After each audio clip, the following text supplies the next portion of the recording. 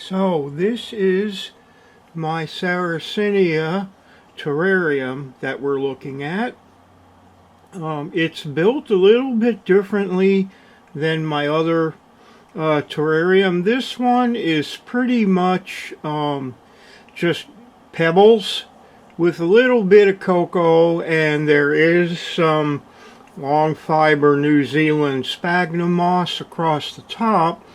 The pots are, I believe they're 6-inch. They're set into the pebbles, and then I have, you can probably see in the corner, I have a gauge that shows me what the water level is in there. So I try to keep it so that there's always some water in the pebbles. And these plants are Sarracenias, and typically they are kept outdoors because they need a dormancy period. However, I've done some research and I found you can keep them inside, but eventually they will need to go dormant, and you can do that by lowering the lights, putting them in a cool place, or even putting them in your refrigerator for a couple of months.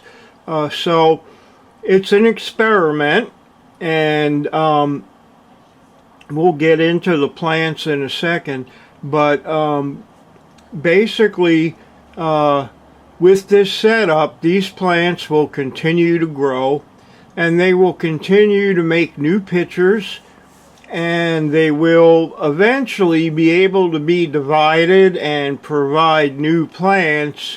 And so one thing that's really important is, first of all, your grow medium needs to be really neutral. No food in it whatsoever. These plants survive by catching insects. Indoors they might not be able to, in which case you can feed them with fish food flakes or pellets or that kind of stuff, but don't listen to stuff you read online about feeding them cheese or hamburger or anything like that. That crap will kill them. They can't digest it. And so anyway, you do need a really bright light, and I'm gonna zoom up here.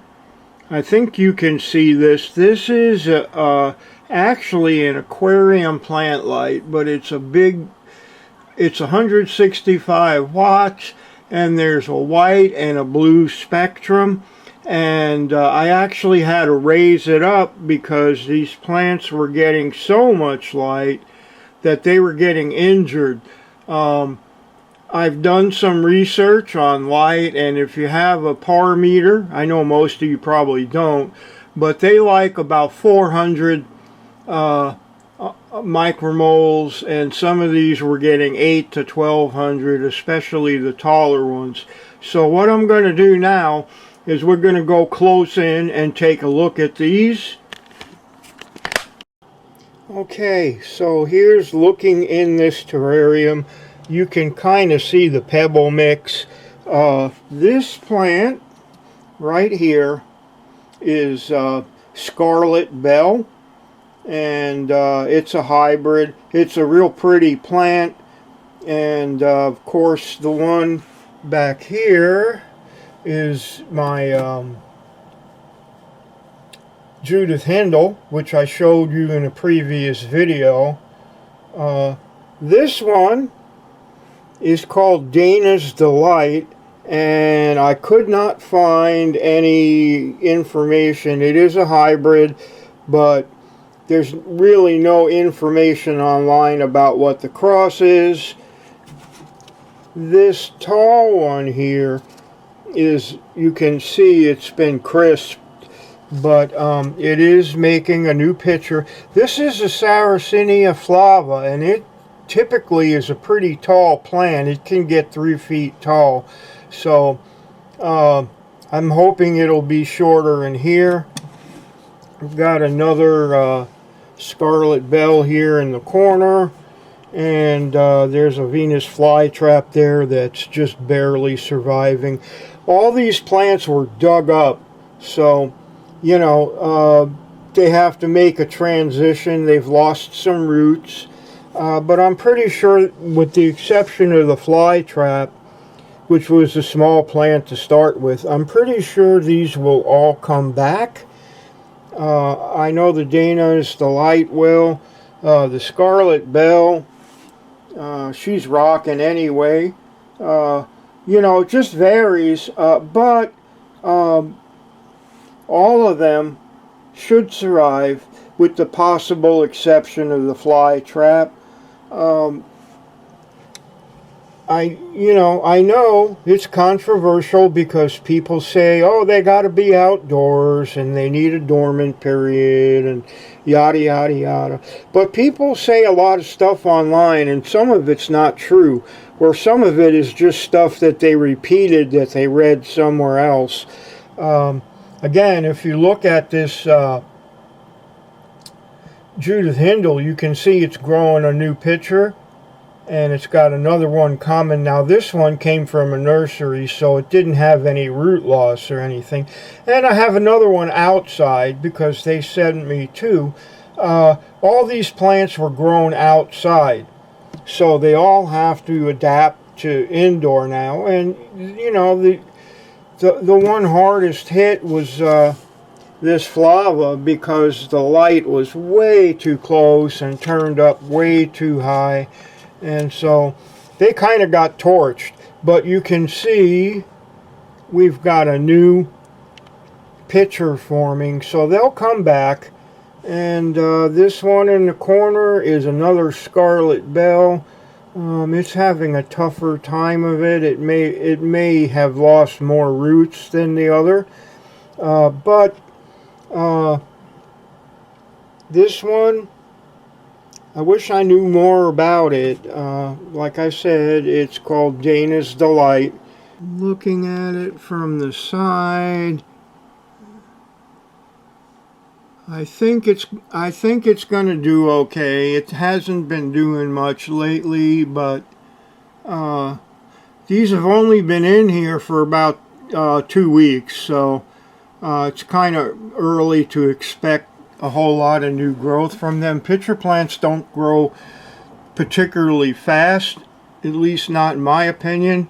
You can see that this Scarlet Belle here has a fair amount of stems and pitchers, and it came out pretty easy, so it's in really good shape. I like the hood on these, so I'm assuming it's partially a Sarracenia minor, maybe, and a leucophilia, maybe.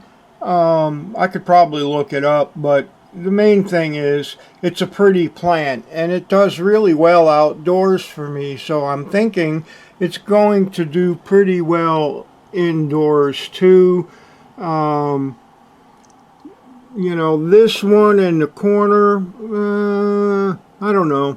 She'll probably make it, but it may have been like a chunk of root that came off of the main plant. I don't really remember.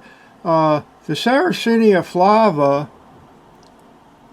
is, like I said, it's a tall plant. It was one of my best plants outside, but it started to dwindle. And so I'm hoping this one can come back and I can get some new starts and reestablish them. But anyway, I think it's worth trying. Like I said, you know, it's controversial, but I believe it can be done.